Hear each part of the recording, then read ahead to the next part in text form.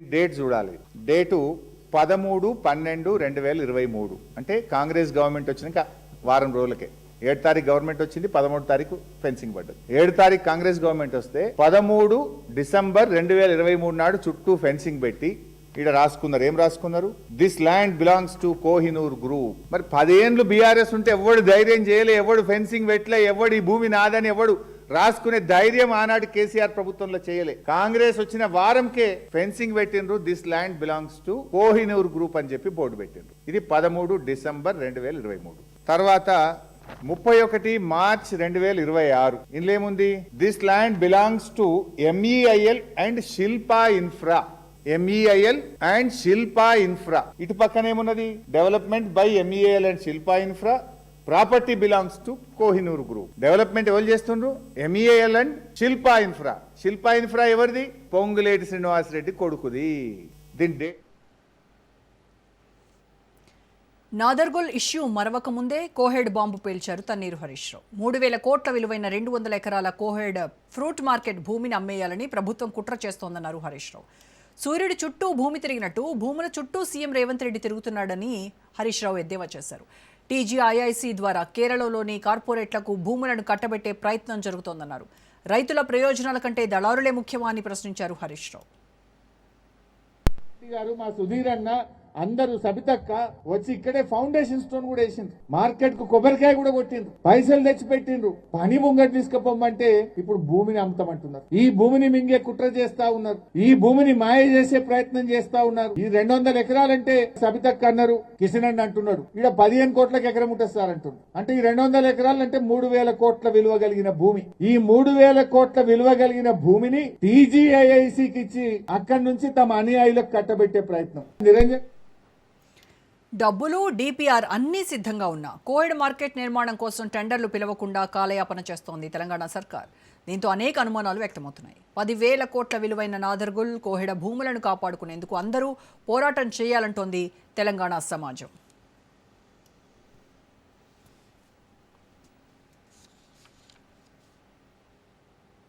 Right, ఈ భూ కుంభకోణం గురించి ఇవాళ డిబేట్లో కూడా మనం మాట్లాడదాము. డిబేట్లో పార్టిసిపేట్ చేస్తున్నారు బీజేపీ అధికార ప్రతినిధి వెంకటరెడ్డి గారు. మరి కాసేపట్లో బీఆర్ఎస్ నాయకులు, కాంగ్రెస్ నాయకులు కూడా మనతో జాయిన్ అవుతారు.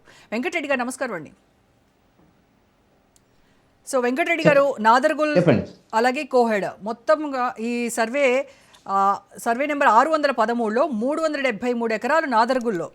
అంటే భూభారతి వెబ్సైట్లో అది ప్రభుత్వ భూమి అలాగే ప్రొహిబిటెడ్ ల్యాండ్ అని చూపిస్తున్నప్పటికీ కూడాను కాంగ్రెస్ క్యాబినెట్ మినిస్టర్ సంబంధించినటువంటి కంపెనీలు కబ్జా చేస్తున్నాయి అనేది ఇప్పుడు బీఆర్ఎస్ నేతలు ఆరోపిస్తున్నటువంటిది. సో మరి కాంగ్రెస్ ప్రభుత్వం వచ్చినప్పటి నుంచి కూడా ఈ భూ కబ్జాలపైనే కన్నేసింది, భూమి చుట్టే సీఎం రేవంత్ రెడ్డి తిరుగుతున్నాడు అని చెప్పేసి బీఆర్ఎస్ నాయకులు విమర్శిస్తున్నారు. ఆ ఆరోపణలు వస్తున్నాయి, వాటిపైన కమిషన్లు వేస్తాము అని చెప్తున్నారు తప్ప దానిపైన చర్యలు లేవు అనేది బీఆర్ఎస్ అంటున్నది. సో బీజేపీ ఎలా చూస్తోంది ఈ భూ కబ్జాలు, భూ అక్రమాలు, కుంభకోణాలని? ఇప్పుడు మీరు అన్నట్టుగా నాదర్గుల్లు లచ్చమ్మ కుంటకు సంబంధించి కొత్త సర్వే నెంబరు మీరు చెప్పినటువంటిది 613 ఏమో పాత సర్వే నెంబరు, కొత్త సర్వే నెంబర్ 119 కిందిగా 373 ఎకరాలకు సంబంధించినటువంటి వివాదం అనేటువంటిది మనకు కనపడుతున్నటువంటి అంశం. సరే, అది ఇవ్వలేనిది కాదు. గత 10-12 సంవత్సరాలుగా ఉన్నటువంటిది. గతంలో చంద్రబాబు నాయుడు ఉమ్మడి రాష్ట్రంలో ఉన్నప్పుడు ఆ భూమిని ప్రభుత్వం భూమిగా ప్రకటించాలని చెప్పి రాసినటువంటి ఉత్తరం మీద రాజశేఖర రెడ్డి గారు దాన్ని ప్రభుత్వ భూమి కింద నిర్ణయించి మరి ఆంధ్రప్రదేశ్ ఇండస్ట్రియల్ ఇన్ఫ్రాస్ట్రక్చర్ కార్పొరేషన్కి ఇవ్వడం జరిగినటువంటి మాట వాస్తవం. అయితే ఆ తర్వాత జరిగినటువంటి మార్పులలో ఈ భూమి మీద రాబందులు రావడం జరిగినటువంటిది. ఇప్పుడు మీరన్నట్టుగా ఏంటంటే పొంగులేటి శ్రీనివాసరెడ్డి కుటుంబానికి సంబంధించినటువంటి వివాదం అనేటువంటిది మనకు చాలా స్పష్టంగా అనేక ఆధారాలతో కనపడుతున్నటువంటిది. సరే, హరీష్ రావు గారు చెప్పినటువంటి మాట వాస్తవం అయినప్పటికీ కూడా ఎప్పుడైతే ఇక్కడ కూడా 2 విషయాలు మనకు చాలా స్పష్టంగా కనపడుతున్నటువంటి. గతంలో పొంగులేటి శ్రీనివాసరెడ్డి గారు బీఆర్ఎస్ గవర్నమెంట్లో ఉన్నాడు, ఎమ్మెల్సీగా ఉన్నాడు, కీలకమైన పదవుల్లో ఉన్నాడు. అప్పటి నుంచే దీనికి సంబంధించినటువంటి విషయాలు ఆయన దాని మీద కన్నేసినటువంటి సందర్భం కనపడుతున్నటువంటిది. ఎందుకంటే ఇప్పుడు హరీష్ రావు గారు మాట్లాడేది డిసెంబర్ 23న దీనికి సంబంధించినటువంటి నిర్ణయం అనేటువంటిది బోర్డు బాతినారు అనేటువంటిది. శ్రీనివాసరెడ్డి గారి కొడుకు దాంట్లో డైరెక్టర్గా ఉన్నాడు. 2023 జనవరిలో దాంట్లో నుంచి రాజీనామా చేసినటువంటి పరిస్థితి మనకు కనపడుతున్నటువంటిది. నేను ఎందుకు ఈ మాట చెప్తున్నానంటే జనవరి 23లో రాజీనామా చేసి హర్షారెడ్డి రాజీనామా చేసినట్టుగా ఉంది. అదొక వ్యూహాత్మక ఎత్తుగడల్లో భాగం కింద ఆయన రాజీనామా చేయడం జరిగినటువంటిది. అక్కడ ఆ భూమి అనేటువంటిది ప్రైవేటు చేతుల్లోకి వెళ్ళిన తర్వాత 373 ఎకరాలు భూ సంస్కరణల చట్టాన్ని పరిధిని అధిగమించి ఆ భూమి శివరాజ్ బహదూర్ అనేటువంటి వ్యక్తి 2016లో ఆల్ఫా, ఒమేగా, యూనిటెక్ కంపెనీలకు వితౌట్ ల్యాండ్ సీలింగ్ నిబంధనలను పక్కకు పెట్టి ఇవ్వడం జరిగినటువంటి మాట వాస్తవం. అక్కడ అది డిస్ప్యూట్ అయింది, వివాదమైంది. ఆ వివాదం కాస్త కందుకూరు మండలం ఆర్డీఓకి వెళ్ళడం జరిగింది. ఆర్డీఓ ఇది ప్రభుత్వ భూమి అని చెప్పినటువంటిది. తర్వాత హైకోర్టు, సుప్రీంకోర్టు దీనికి సంబంధించి ఇది ప్రభుత్వ భూమిని చెప్పినటువంటి పరిస్థితి కనపడుతున్నటువంటిది. అయితే దీని మీద వివాదాలు న్యాయపరంగా కొనసాగిస్తూనే ఉన్నటువంటిది. ఎందుకంటే ఈ భూమి అనేటువంటిది వాస్తవానికి నాదర్గూడ అనేటువంటిది సిటీకి చాలా దగ్గరగా ఉండేటువంటి భూమి, విలువైనటువంటి భూమి. అక్కడ గతంలో కూడా నేను చూసినంత వరకు ఏంటంటే కోదండరామ్ గారు 1-2 సార్లు అక్కడ విజిట్ చేయడం జరిగినటువంటిది. రైతులు రావడం జరిగింది ఆయన దగ్గరికి. రైతులు వస్తే ఈ భూమి మాది కదా అనేటువంటి దాని కింద ఆయన చేసిన. మరి ఇప్పుడు ఆయన ఏం మాట్లాడుతుందో అర్థమవుతుంది.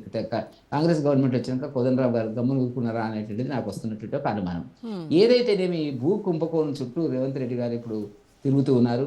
అదేవిధంగా 800 ఎకరాలు హౌసింగ్ బోర్డు, ఎందుకంటే రెవెన్యూ మంత్రి ఆయనే, హౌసింగ్ బోర్డు మంత్రి ఆయనే, కోమటిరెడ్డి శ్రీనివాస్ రెడ్డి గారు. ఆ భూములు 800 ఎకరాలు చుట్టి గతంలో ఏంటంటే సిటీకి దూరంగా ప్రభుత్వాలు పనికిరాని భూములను ఇస్తే అవి విలువలు పెరిగిన వల్ల వాటిని కూడా అమ్మేటువంటి ప్రయత్నం లోపల మనకు కనపడుతున్నటువంటిది. చిన్న చిన్న ముక్కలు అన్నింటిలో కుక్కట్పల్లిలో కానీ, సంతోష్ నగర్లో కానీ, రావిరాల హౌసింగ్ బోర్డులో కానీ ఇవన్నీ ఈ మధ్యన అమ్మడం మొదలుపెట్టినారు. వాళ్ళు మనకు దృష్టికి పేపర్లు ఇస్తున్నారు, అమ్ముకుంటున్నారు, చేస్తున్నారు. నేనేమంటానంటే రేవంత్ రెడ్డి గారికి భూమి వల్ల వచ్చేటువంటి ఆదాయం కేంద్రంగా తనకు సంబంధించినటువంటి వ్యక్తులకు అంటగట్టేటువంటిది, అప్పచెప్పేటువంటి పరిస్థితి లోపల వల్ల జరుగుతున్నటువంటిది. దురదృష్టవశాత్తు ఏంటంటే రాష్ట్రంలో మంత్రిగా ఉన్నటువంటి పొంగులేటి శ్రీనివాస్ రెడ్డి గారు రెవెన్యూ శాఖను తీసుకోవడం, రెవెన్యూ రియల్టర్స్ చట్టసభల్లోకి ప్రవేశించడము అంతవరకు ఒక భాగం అయితే, చట్టసభలోకి ప్రవేశించిన తర్వాత ప్రభుత్వ నిర్ణయాలను బాధ్యతగా చేయవలసినటువంటి వాళ్ళు తమకు అనుకూలంగా తమ బంధువులకు రియల్ ఎస్టేట్ కంపెనీలకు తీసుకుపోతున్నటువంటి ఒక దురదృష్టకరమైన పరిస్థితి వల్ల తెలంగాణలో జరుగుతున్నటువంటిది. చాలా ఘోరమైనటువంటి అంశం మేడం ఈ చర్చ. ఎందుకంటే ఆయనే రెవెన్యూ మంత్రి, ఆయనకే అనేక కంపెనీలు ఉన్నాయి, రాఘవ కంపెనీలు, కొడుకులు, కోడళ్ళు అందరూ ఉన్నటువంటి పరిస్థితి. మరి ఆయనకు దీనికి లింక్ వచ్చినప్పుడు ఆయన వెంటనే రాజీనామా అయ్యారు. వాస్తవానికి ఇప్పుడు గతంలో పీఆర్ఎస్ గవర్నమెంట్ ఏం చేసింది వాళ్ళని, పీఆర్ఎస్ గవర్నమెంట్ కూడా ఈ రకమైన పద్ధతిని చేసింది కదా. ఇప్పుడు హరీష్ రావు గారు ఒకటి విషయం చెప్తే బాగుండేది. మా గవర్నమెంట్లో కూడా ఆయనకు చాలా ఇచ్చాము, మేము చాలా కన్సెషన్స్ ఇచ్చాము, అనేక మందికి ఇచ్చాము భూములు, దాంట్లో ఇతను ఒకడు. ఇప్పుడు అదే పద్ధతి. ఎందుకంటే హరీష్ రావుకు ఆ మూలాలని తెలుసు కాబట్టి వెంటనే స్పందిస్తున్నటువంటి సందర్భం కనపడుతున్నటువంటిది. ఆయన కన్ను, శ్రీనివాసరెడ్డి గారి కన్ను ఏ భూముల మీద ఉన్నది అనేటువంటిది, ఎక్కడ ఆగుతున్నాడు, ఎక్కడ డేగలాగా వారిపోతున్నాడు అనేటువంటి అంశం వాళ్ళకు ఒక స్పష్టత ఉంది కాబట్టి వల్ల అన్ని అంశములు ఈ గూడు పుటానికి బీఆర్ఎస్ టైంలోనే వాళ్ళే పెంచి పోషించారంటారు. పెంచి పోషించకపోతే ఆయన చేసిందల్లా అదే కదా, వాళ్ళు చేసిన వ్యాపారాలే కదా. అవి సర్దుబాటు కాకనే ఇప్పుడు జనవరి 23న కొడుకు హర్షారెడ్డి ఆ కంపెనీ నుంచి రాజీనామా చేసినాడు. మార్చి ఆ ప్రాంతం లోపల సస్పెండ్ అయినాడు మన పొంగులేటి శ్రీనివాస్ రెడ్డి గారు. జూన్ ఆర్ జూలై నాకు కరెక్ట్గా ఆ 2 నెలల్లో ఏదో ఒక రోజు ఆయన కాంగ్రెస్లో చేరినాడు.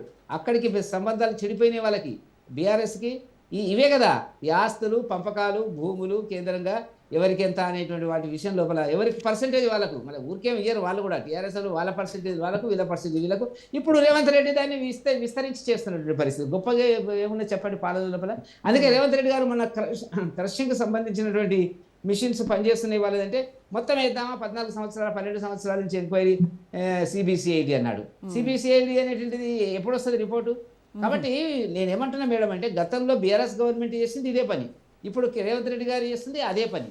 ఒకరినొకరు ఎందుకంటే వాళ్ళ లొసుకులన్నీ తెలుసు వాళ్ళకు, ఎక్కడ ఉంటాయి, ఏ ఫైల్ ఉంటుంది, ఏ ఫైల్ ఎవరు డీల్ చేస్తున్నారు, ఎవరికి అనుకూలంగా ఉంది, ఏ కంపెనీ ఎవరికి, ఇవన్నీ వాళ్ళకు ఉంటాయి కాబట్టి చేస్తున్నట్లేదు. కాబట్టి వాళ్ళ ప్రజలు గమనించాల్సినటువంటి అంశం ఏంటంటే గత పిఆర్ఎస్ గవర్నమెంట్ పాలననే విస్తృతపరిచి, మోడర్నైజ్ చేసి, సంస్కరించి మరింత విస్తృతంగా, మరింత అధికంగా ఆ కోణం లోపల, భూకంప కోణం లోపల ఇవాళ కాంగ్రెస్ పార్టీ రేవంత్ రెడ్డి గారు మునిగిపోయింది అనేటువంటి అంశం మనకు కనపడుతున్నటువంటిది. వాళ్ళ ఇబ్బందులు వాళ్ళకు ఉన్నాయి. అన్ని రాష్ట్రాల్లో ఎన్నికలు ఉన్నాయి, మరి 2 రాష్ట్రాల నుంచి డబ్బులు పోవాలా, హిమాచల్ అంటే వదిలేయండి, అక్కడేం పెద్దగా దొరకదు, కర్ణాటక మరి తెలంగాణకు వచ్చేటప్పటికి ఇది జరుగుతున్నటువంటి పరిస్థితి. కాబట్టి ఒకటి హైదరాబాద్ సెంట్రల్ యూనివర్సిటీకి వెళ్ళి స్టార్ట్ చేసిన 400 ఎకరాలు ఇంటి భూములు మీకు తెలుసు. హౌసింగ్ బోర్డు భూములు మీకు తెలుసు. ఎక్కడెక్కడ ఇప్పుడు మా ఊరు ఉంది, కందుకూరు మండలంలో తిమ్మాపూర్ ఉంది. తిమ్మాపూర్లో ఎప్పుడో ఇందిరాగాంధీ ఉన్నప్పుడు ఒక 750 ఎకరాలు పేదలకి సర్టిఫికెట్ భూములు ఇచ్చినారు, రకరకాల కొనులు ఇచ్చినారు. వాటి అన్నిటిని తీసేసుకున్నాడు. ఇప్పుడు విచిత్రం ఏంటంటే అక్కడ కూడా ఒక ఉద్యమం నడుస్తున్నటువంటిది. వాళ్ళ యొక్క 20, 30, 40 సంవత్సరాలు 40 సంవత్సరాలుగా ఆ భూములు కొందరికి సర్టిఫికెట్లు వచ్చినాయి, కొందరికి పట్టాలైనాయి, కొందరికి కాలేదు, రకరకాల భూములు. కాబట్టి ఎక్కడ భూమి కనపడితే హైదరాబాద్ చుట్టూ అక్కడ వాలిపోతున్న పరిస్థితి. ఎలా భూములు అమ్మితే తప్ప, అంటే ఇప్పుడు రేవంత్ రెడ్డి గారికి ఉన్న ఐడియా ఏంటంటే రియల్ ఎస్టేట్ చేస్తే తప్ప ఆదాయాలు రావు. ఎందుకంటే బడ్జెట్లో కూడా చూపించారు వాళ్ళు, రియల్ ఎస్టేట్ కానీ నాన్ గవర్నమెంటల్ ఇన్కమ్ అనేది, ఆపరేటివ్ ఇన్కమ్ అనేటువంటిది ఎక్కడి నుంచి వస్తే చెప్పండి. ఇది భూములు అమ్మితేనే వస్తుంది. కాబట్టి భూ కేంద్రంగా, రియల్ ఎస్టేట్ కేంద్రంగా పాలన కొనసాగించేటువంటి దాంట్లో ప్రభుత్వాలు పడిపోవడం అనేటువంటిది చాలా బాధాకరమైన విషయం. దాంట్లో మంత్రులు కూడా దీంట్లో ఇన్వాల్వ్ అవుతున్నారు. ఇది చాలా దారుణమైన అంశం కింద మనం పరిగణించవలసిన వెంకటరెడ్డి గారు.